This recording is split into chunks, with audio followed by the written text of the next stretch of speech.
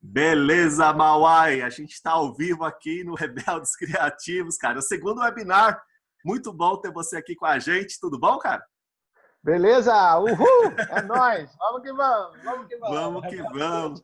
Na parada. Muito bom estar aqui, Marcelo. Vamos lá. Aê, obrigado por ter aceitado o convite aí, ter se disposto a conversar um pouquinho sobre uma das histórias aí do Devir. Enquanto a gente está aqui, cara, a gente está acompanhando o jogo, né, Mauai? Tá 1-1, Inglaterra-Croácia, cara. Vamos ver se sai gol para que lado que sai, né? Você torce para quem mesmo assim? Eu tô torcendo para a Inglaterra. Uai, é melhor, eu acho que é melhor, né? Eu acho que eu tenho uma coisa meio Beatlemaníaca aqui dos Beatles e aí eu acho que isso pesa um pouco. Na Croácia não tem rock and roll.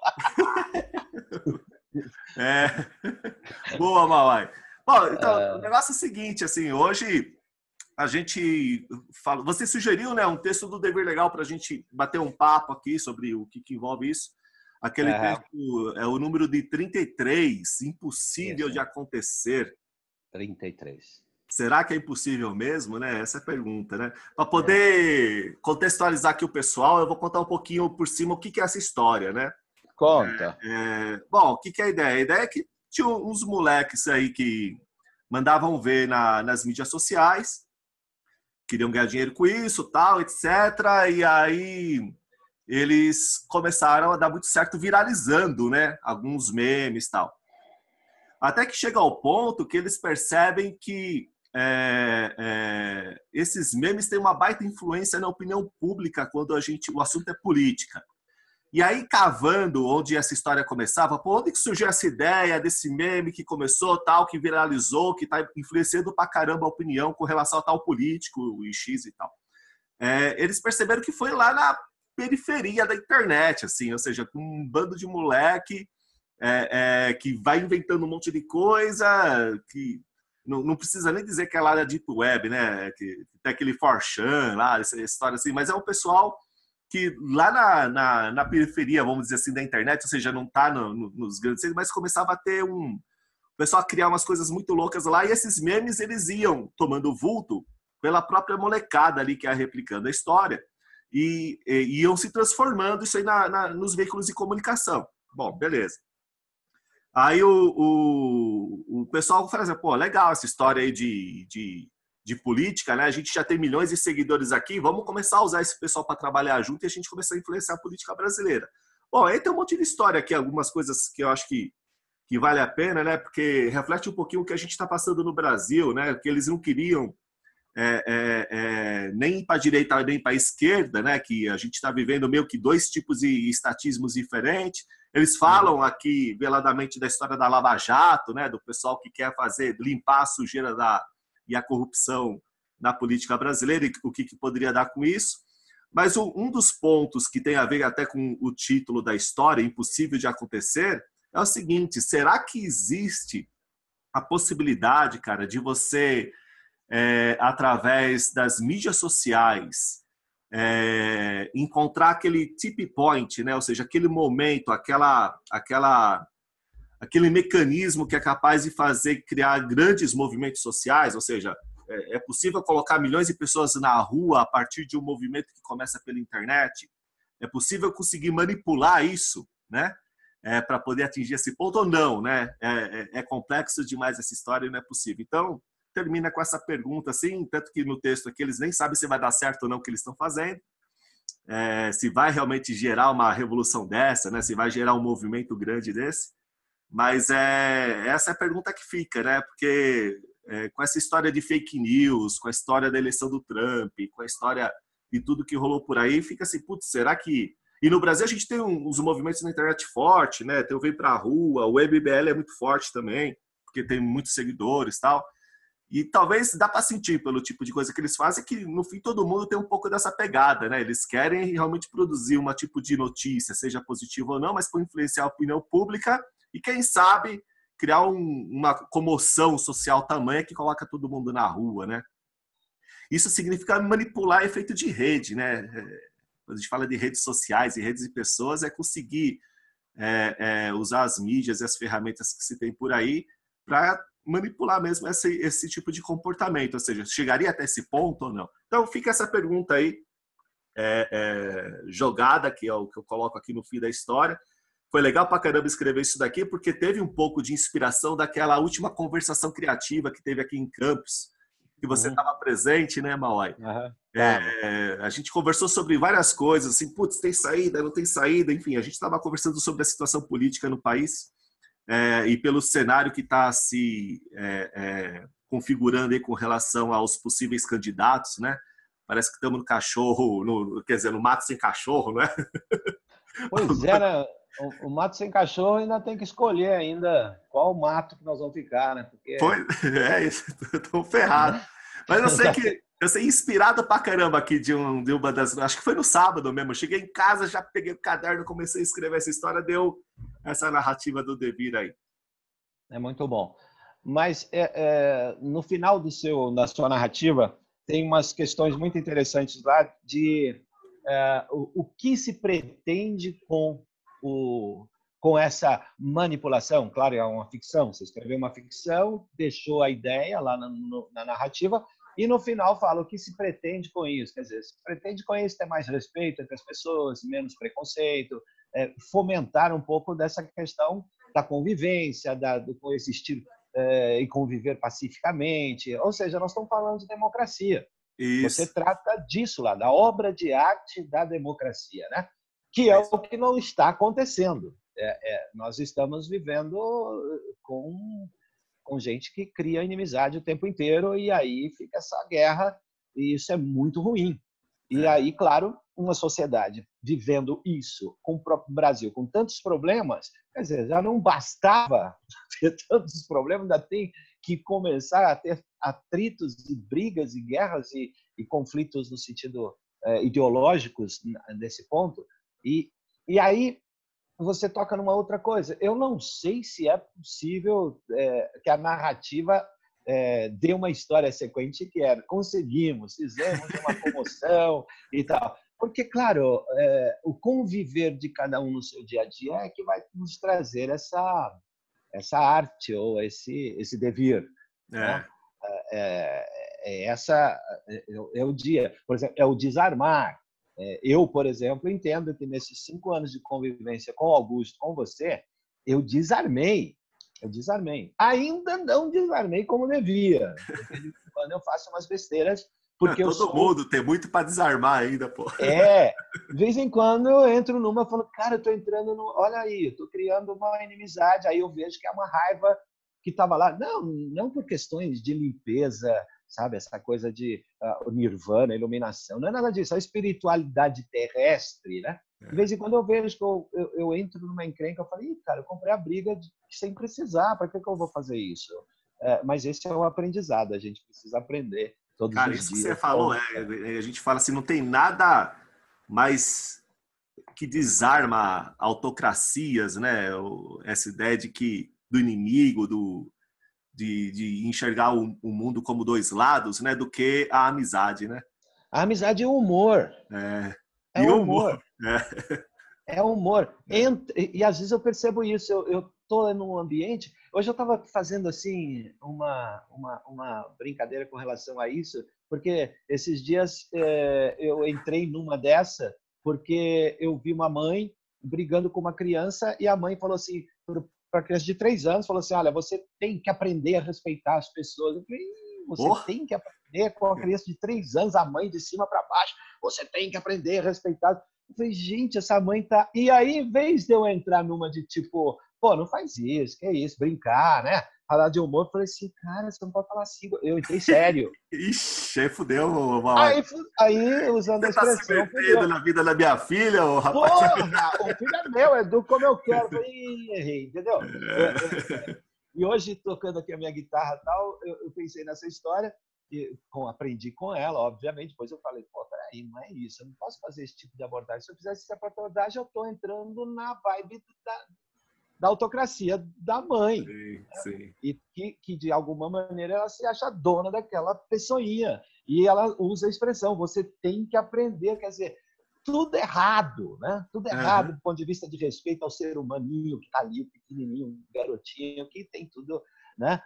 Mas entendo que se eu entro com essa vibe, eu entro também com a autocracia querendo estabelecer uma relação de poder, talvez, sobre ela, um poder, uma coação, né? Vamos chamar assim.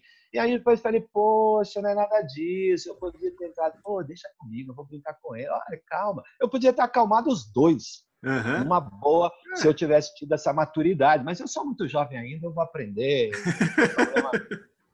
Porque mas é isso, quando a gente entra no você não pode falar assim, né? É meio a vibe desses dois lados políticos que a gente sente hoje, né?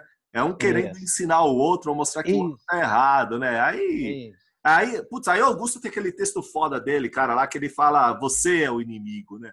Porque quando você entra numa dessa, cara, não interessa se você falou assim, não, tem um puta de um sistema, não interessa se é o socialismo, se é o capitalismo, foda-se. Mas quando você se coloca na posição de lutar contra um sistema qualquer, você está alimentando o sistema, porque o sistema se alimenta dos dois lados, cara, do inimigo, né, cara? E aí você entrou, você virou, você é manipulado pelo próprio sistema que se instituiu. É isso mesmo. Você parece que não tem saída. Você fala, cara, então é humor, é amor, é amizade, sabe, não entrar na vibe do outro. Esses dias eu escapei de um. Eu fui parar num parque aqui que eu caminho aqui, parei meu carro e parei em cima da faixa amarela. E aí, quando eu desci do carro, fui pegar meu óculos, veio um carro para estacionar do meu lado e eu vi que ele estava um cara e uma mina, devia ser um casal, era um casal, e o cara de dentro, quando ele embocou para entrar, ele já gritou de dentro, aê, tio, pô, você tá em cima da... Gritou comigo. Cara, aí eu virei para ele assim, mas sabe que nesse momento eu tinha acabado de vir desse papo aí de como é que você não entrar na vibe do outro, entendeu? Aí eu olhei assim, botei o óculos, acalmei, dei uma respirada, eu fui na porta do carro, olhei pro cara lá dentro, assim, dei uma risada, falei assim, o que foi? Eu tinha entendido, sabe? Aí a menina que estava do lado no carona falou assim, o senhor parou em cima da faixa, o senhor podia tirar? Eu falei, sim. A primeira coisa que dá vontade de falar pro cara é assim, cara, te conheço? Porra! Você não sabe falar comigo, tem educação não, cara, entendeu? Aí pronto, você entrou na guerra. Não, e hoje em dia é perigoso, né, cara? Porque perigoso. Você não sabe se o cara tá armado ou não, tudo bando de sem cabeça. E tá armado, né? Que é o que o Augusto fala, tá armado aqui, né? A arma só. A emoção guerreira, né? O emocionar guerreiro. O emocionar da guerra mesmo, tá lá. Da guerra. E as pessoas estão tensas, estão com medo e tudo isso, junta tudo isso, você vai falar com o cara qualquer coisa, um estupinzinho, pum, foi embora. Porque com o outro, é o outro imprevisível mesmo, né, no sentido assim. Então é muito curioso a maneira que você coloca isso lá no seu texto, falando disso, quer dizer, a narrativa do seu texto traz a ideia de alguém que faz uma revolução via tipping point ou manipulando informações e fake news para que isso traga um fermentar diferente. Quer dizer, é um sonho de alguém que manipula em função de uma coisa boa, né? Porque não vai ter isso. Não tem, não vai, não. Não existe até hoje, cara, eu tava conversando com o Augusto sobre um texto do Paulo Brabo. Você conhece esse maluco aí, cara? Esse cara escreveu um texto muito bom, cara, que chama... Eu acho que eu vi o negócio da amizade do churrasco, não é? Eu me lembro do negócio do churrasco, não é? Esse eu não sei. Convida para o churrasco. Que ele fala que tem que salvar o... Acho que esse texto... Isso, salve um de cada vez. Salve o mundo um instante de cada vez. Isso, exatamente. É muito bom, cara. Você não vai fazer não vai ter uma lavada, assim, que vai limpar o mundo de tudo que é merda, né? Mas você salva ali, é um abraço por vez, é um obrigado por vez, é ali, cara. Não tem outro jeito, cara. Senão fudeu, né? Agora há uma exigência do mundão, né? da Matrix, vamos dizer assim, não que a gente não esteja nela, nós estamos, de certa maneira, porque você precisa trabalhar, precisa vender, precisa ganhar dinheiro, precisa papapá, a não ser que você fale, não quero, vou viver de coisa, tem gente fazendo isso, tem gente que não está vivendo mais nesse mundo nosso aqui, que eu digo assim, nessa coisa de captar clientes e tal. O cara se isola, tem gente que se isola mesmo, e, enfim. Vai viver outra vibe, vai. Mas, e aí eu estava pensando nisso, sobre essa questão da manipulação. Eu tenho me relacionado muito na internet com pessoas do grupo aqui, dessa nossa, eu vou chamar desse cluster, né? Se eu posso usar a expressão, o Renato, o Vinícius, é um pessoal que, de alguma maneira, comunga conosco claro. nessas pesquisas de educação, para onde vai, internet, essa coisa toda que o Augusto e você têm nos proporcionado essa possibilidade. Isso é muito bacana. E aí a gente vai trocando ideias. E é incrível, porque no Facebook a gente tem recebido agora, em função de ter acabado um pouco dessa coisa do broadcast, né, da Rede Globo só que dominava, ou a Record, etc., a gente tem informações agora de todos os lados, de todos os tipos. E eu estou ficando um pouco assustado, porque dias atrás havia uma matéria da Time falando sobre aqueles meninos que foram separados da mãe, dos pais, lá nos Estados Unidos, e ficaram presos e foram separados, que deu um bafafá do cacete. Aí tinha uma matéria da Time com o Trump de pé e o garotinho de baixo, e a matéria, eu cheguei a ler a matéria. Aí eu li a matéria, eu achei, porra, a matéria é interessante, que trata disso e tal. Depois me falaram que era fake. E aí eu fiquei muito preocupado. Eu falei, cara, se eles estão fakeando já uma Time, como é que faz, cara? Quer dizer, o cara agora se apropria de tudo e tudo pode virar fake. Né? Eu vejo notícias, por exemplo, ontem eu vi uma notícia, e eu estou ficando muito atento a isso, porque eu tô gostando de confrontar, entendeu? Então, eu falo, aí se um amigo meu tem uma opinião sobre aquilo, eu falo, pô, mas olha aqui, o que tem isso aqui? Isso aqui é fake, aí e tal. Quer dizer, a informação, ela não chega mais para nós com o peso com a credibilidade científica ou com, sei lá, com o peso da academia ou com o peso ou com a reputação ilibada que tinha antigamente, né? Que chegava uma coisa para eu, legal, né? Agora não. A gente lê matérias imensas sobre a influência dos pesticidas, etc. Aí vem um cara que é químico, não sei de onde, e fala, cara, os caras estão viajando, não é assim. Não é tanto assim, não, porque tem comprovações outras. Aí você vai vendo que por trás tem sempre aquela pergunta que eu faço ultimamente. A quem interessa passar essa porra dessa informação? Que eu acho que volta no seu texto, né? Volta, totalmente. A quem interessa transformar algo em tipping point, se a expressão é certa, eu não sei se eu uso assim, mas como é que se manipula? Tudo você pode manipular. Eu trabalho com comunicação. Você vai falar para executivos, se eu sou apresentado como um cara que é foda, os caras vão olhar para mim como se eu fosse foda. Se eu for apresentado como um cara que é merda, qualquer coisa, não tem nada, não, os caras vão, isso aí não é de nada. Quer dizer, a informação que chega para alguém dá credibilidade para aquela pessoa ser ouvida.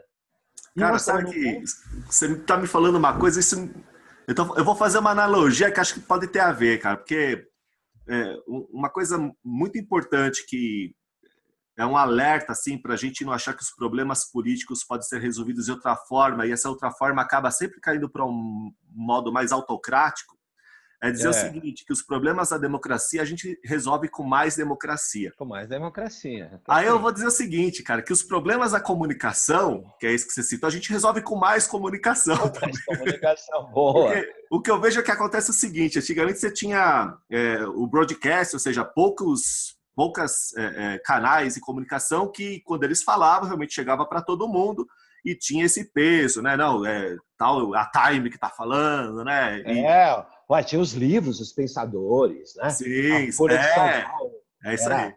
O órgão. Agora não é mais assim, cara. Você vai ver que tá tudo com o rabo preso com alguma coisa, tem que ter um interesse por trás. E hoje todo mundo fala, né? Hoje você tem uma notícia chegando por 1001 caminhos diferentes, inclusive notícias falsas, né? As fake news. E as fake datas agora, né? Que eles usaram essa expressão, fake data. Você já viu? Data? Não, ainda não vi, Não, fake data são assim... As fake news são matérias, talvez, de ocasião, né? Novidades, assim. As fake data são coisas boladas, com muita estrutura, com informações mais...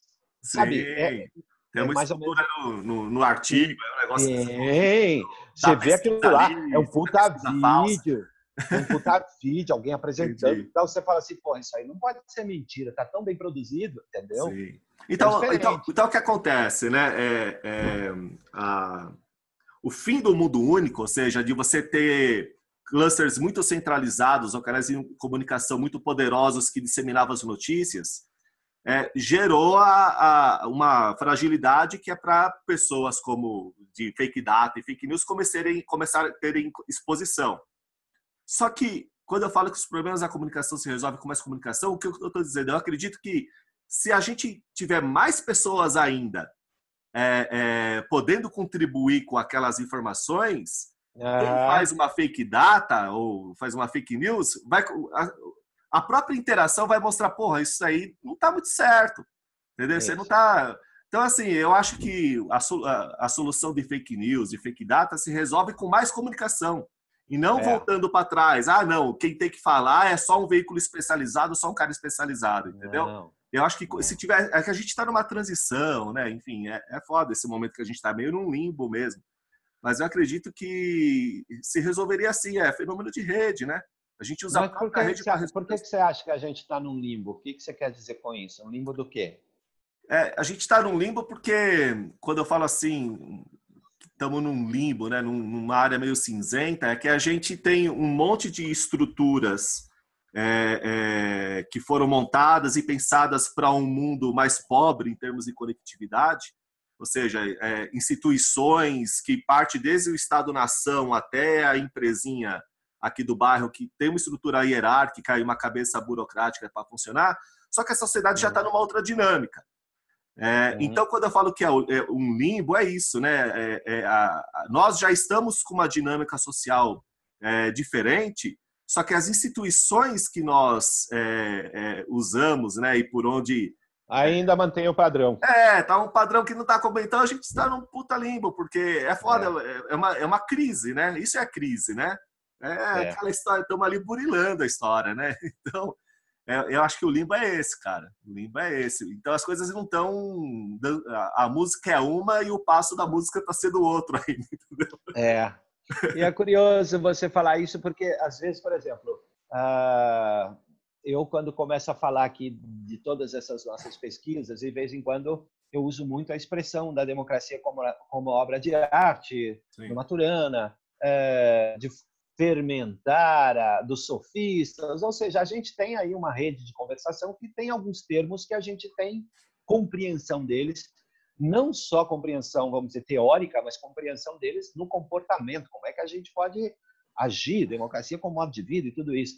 E, às vezes, você falando isso sobre o limbo, me trouxe um pouco essa noção, porque, às vezes, eu começo a falar e parece que eu estou no mundo paralelo.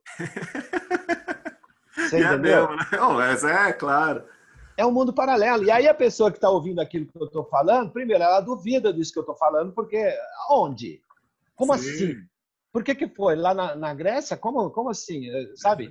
Aí, quando eu começo a falar e tal, a pessoa fala assim, você também tem uma ideologia, isso também é uma ideologia, a verdade, a sua verdade. E aí a pessoa ainda fala que eu estou sendo superior. Eu estou querendo ser superior, estou tomando difícil, danado. Porque parece que eu estou no mundo paralelo. E eu acho que é isso que talvez a gente tenha que fazer. Talvez seja essa a grande sacada desse teu texto, além de outras, não como a manipulação para chegar no tipping point, mas como é que no dia a dia essa qualidade de informação e essas interações e tudo isso pode desmontar esse padrãozinho que as pessoas precisam sair deles. Tem que quebrar, tem que desaprender isso. Talvez seja isso que seja o grande barato. Falar disso. Você está num ambiente que é um ambiente hierárquico, etc., porque é isso mesmo. O padrão do lugar acaba transformando o seu comportamento. Seu comportamento fica igual. Você vira um robozinho dentro daquele padrão hierárquico. Quer dizer, como é que você quebra isso pro cara? E é difícil isso. O cara fala, nossa, como é que eu saio dessa couraça, né, hierárquica? E eu acho que aí sim essas conversações, como você disse, quanto mais comunicação, melhor. Vamos sim, tenho coisa, vamos conversar, isso aqui e tal, mas aí tem que aprender a conversar, né? Porque aí você tem que sair da razão, né? Da vibe da guerra, né? Da discussão, né? E eu venci, eu sei mais que você, eu venci porque eu estava lá e tal. Não é, Baixa, agora é outra coisa, é outro mundo, é outra... Não tem aquela conversa do tipo assim, não, vamos descobrir isso daqui junto, né? Vamos explorar esse tema junto, não é? Mas é mesmo, você tem dúvida disso? Pô, não tem, mas será que é? Vamos, papapá, quer dizer, é um aprender, né? Tem que aprender, e menos ensinar, mais aprender. E a gente ensinar, é isso. Eu acho que é essa a grande sacada quando a gente pensa em liberdade, né? Porque é isso que é liberdade. E, claro, quando tem hierarquia, não tem liberdade, porque o cara bota tudo em comando e controle e papapá. Mas esse assunto é muito difícil para as pessoas compreenderem.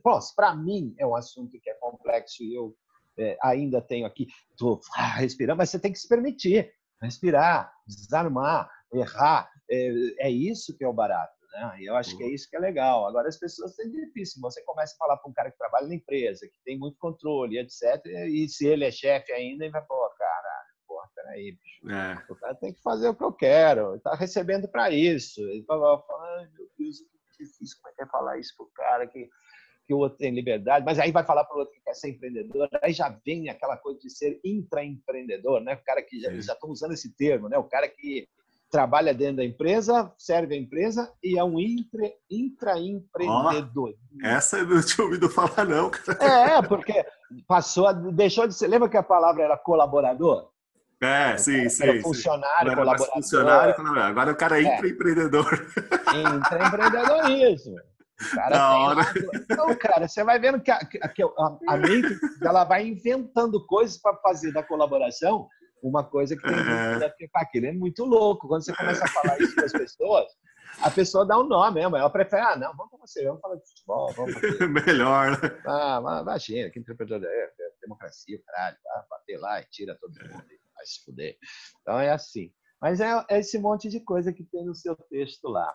Agora, além da conversa, cara, para mim é tão importante a arte, cara, para poder mostrar essas coisas novas, assim, essas coisas que estamos falando. E tem muita pouca expressão artística ligada com esse entendimento que a gente tem de democracia, né? Tem pouco. Na verdade, não tem quase nada, né?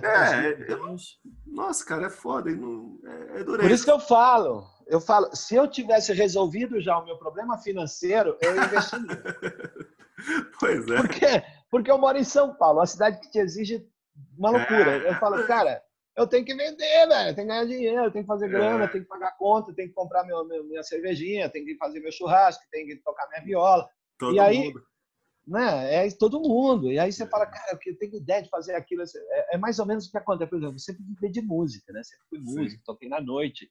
E de 17 anos para cá, parei de tocar e, claro, ainda toco. Fiz projeto, tem música, tem CD, tudo isso. Ainda tem mais guitarra. Mas eu falo, legal, vou preparar um repertório e vou tocar na noite. Hã? Quanto vai pagar para você tocar na noite? Se você for... Tem artista pra caramba aí para ganhar dinheiro. Então, quer dizer, aí você tem que fazer as coisas para... Mas eu penso muito nisso, sim, viu, Marcelo? Eu acho que a gente tem uma possibilidade muito legal de criar alguns sketches, talvez produzir alguma coisa para a TV, vídeos que falem disso, sketches. A gente já até conversou, eu gravei aquela conversa que a gente teve uma vez que eu estava no parque, eu toquei legal, hein? Tá gravado aquilo lá, de fazer alguma coisa. Mas para fazer isso, precisa ter um sossego. Né? Se você não tem o sossego, a cabeça criativa ela é muito cobrada pela exigência, né? Se você não... Os papagaios não estão tudo correndo aí, você precisa pagar a conta, você não vai ficar, vou criar um negócio. Então, eu estou resolvendo isso um pouco no meu dia a dia, nas ações que eu posso fazer, onde eu estou. Claro.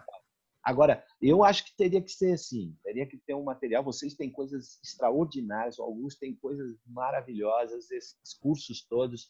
Tem que ter mais gente sabendo disso, mais gente tem que fermentar isso. Eu não paro de falar. Onde eu vou, bato, tem que ver isso aqui. Você apoia pra caramba, é legal pra caramba. Tenho captado simpatizantes legais, cara, sabe? Tenho recebido aí. Da hora, hein, Mauê? Então, até aqui a história do Rebeldes Criativos, né? A primeira coisa que eu vou mandar lá vai ser o livro, mas depois vai ter o lance da revista, cara. A revista tem um pouco dessa pegada, assim, pelo menos é o meu desejo, assim, de fazer alguma coisa que possa criar um tipo de intervenção social, ou seja, na cidade mesmo, ali no dia a dia, no seu bairro, sabe? A ideia da revista, não sei, até vou aproveitar para explicar aqui para o pessoal, não sei se ficou muito claro, mas a ideia da revista ela surgiu quando eu tinha acabado de dar, não sei se você viu aquele livrinho chamado Destrua esse Diário, você já viu, Mauai? Já vi, eu me lembro de alguma É coisa. muito louco esse livro, eu tinha acabado de dar ele para minha filha, e é um livro, cara, que cada página do livro tem alguma ação para você fazer. Então, cuspa nessa página. Aí você pega esse livro e joga no lixo. Aí você pega esse livro e arrasta ele com a... tem alguma coisa para fazer que você vai destruindo realmente. Então, o livro vai indo para o espaço. Eu falei, caraca, meu. E se a gente fizesse, então, uma revista, onde também na revista tivesse um monte de ações práticas para você fazer, mas que fossem ações democráticas. Ações que pudessem construir relações mais democráticas. E aí, quando eu tive a ideia da revista era chamada Desobedeça e tal, mas eu falei, vamos pôr essa história no Rebeldes Criativos, e a revista eu vou colocar lá um monte de ideias, se o pessoal que tá lá no Rebeldes tiver ideias também de coisas para fazer, manda, porque eu vou produzir uma revista, imprimir todo mês e mandar para a turma. Ou seja, é uma coisa que vai chegar aí para você, Mauai, e você, enfim, vai fazer as coisas, vai pegar uma capa dela e vai ser um cartaz com alguma frase de impacto. Outra coisa é deixar ela em algum canto para as pessoas verem, enfim, levar para casa, como se fosse você perder a revista ali no banco da praça, sabe? Enfim, vai rolar uma coisa dessa, cara. Então, logo depois que eu entregar o livro, eu vou começar a fazer a revista e vai sair. Vamos ver o que sai dessa história aí. Tem que produzir. Tem que produzir. Começar a fazer, cara. Tem que fazer. Porque é isso que a gente tem que fazer. Porque é fazendo que a gente vai errando e aprendendo. Né? É isso mesmo, cara. Não tem expectativa nenhuma, mas começar, a gente começa. É, isso mesmo. Eu fico também pensando em o que eu posso fazer aqui. Eu tenho pensado muito, como eu comentei com você, sobre fazer alguma coisa musical, como eu pudesse cantar. Eu até fiz algumas canções com esse fim de autocracia, não de autocracia, mas que fala dessa polarização, da violência, da guerra e tudo isso. Tem uma canção que eu fiz recentemente que fala disso, que é... Legal, hein, mano? É bem boa. É um rock legal pra caramba. Bom pra caramba. Uma hora você tem que me cantar aqui pra nós, aqui, cara. Próxima encontro aí em Campos, eu vou levar a viola. Aí sim. A gente brinca um pouco e para um pouquinho, faz uma fogueira. Bom demais, bom demais. No tempo de São Tomé das Letras. Não, e aqui tá frio, cara. Pra caramba, 5 graus agora aqui em Campo Jordão. Nossa. Aqui esfriou bem, São Paulo tá friozão. Tá friozão. Mas olha, parabéns. Como é que é o horário nosso? A gente tem uma conversa, tem horário? Acaba... Não tem horário nenhum. Acaba a hora que nós quiser. Acho que tá ótimo, cara. Conversamos legal aí sobre a história. Bom demais. Legal. Vamos então continuar. Rebelde Criativo. Isso. E não pare de escrever, tá? Não pare. Obrigado, mãe. Vamos continuar criando, porque a criação é que é o barato dessa vida. É a poesia, a democracia, a arte, o humor, a beleza, a amizade. Eu agradeço muito pelo convite que me foi feito. Eu topei na hora, porque eu sou fãzaço do projeto de vocês, desse projeto do qual eu também participo cada vez mais inteirado das questões, porque são assuntos fascinantes, né, bicho? Aqueles caras todos, muito bom. Aqueles caras que escreveram aqui. Nossa, eu fico vendo. Hoje nós vamos estudar o que hoje? Hoje vai ser o Krishnamurti, se não me engano? Hoje é Krishnamurti, cara. Nossa, a mente sem medo. Que texto, que aquilo. Cara, que a mente cheia de conhecimento não aprende nada. Aí você lê aquele texto e fala, nossa, que loucura. Aí você começa a pensar, né? A mente cheia de conhecimento, ela tá gorda. Tem que emagrecer as mentes. É isso mesmo. Vamos emagrecer a mente para a gente ficar devidamente livres. Porra, legal. Legal, prontos para o fluxo. Muito obrigado. Eu que agradeço, viu, Maia? Obrigado mesmo por ter vindo aí junto. Abração para você, cara. Beijo aí todo mundo. Projeto para a galera, quem está assistindo aí. Aquele abraço do Mauai. Valeu, Maia. Abraço.